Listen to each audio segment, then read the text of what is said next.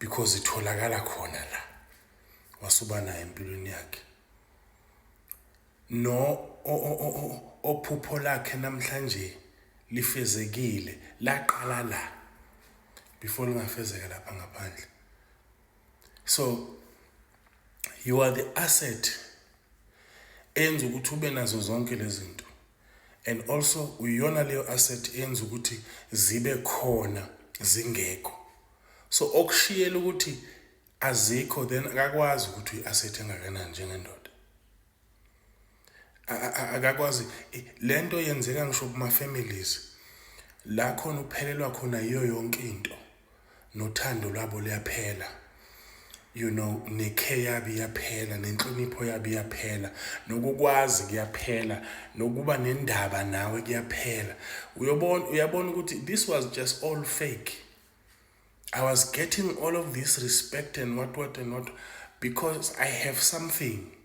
Because people think that materialistical things mean that you have something. No, they don't.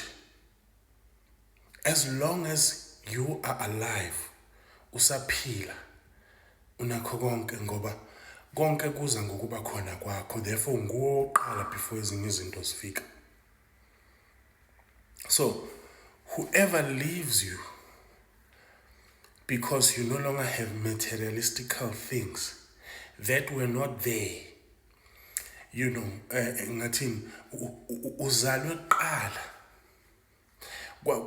kwaba khona wena kuqala kwase kuba nezinto. They were not there from your inception, from your birth, from your creation.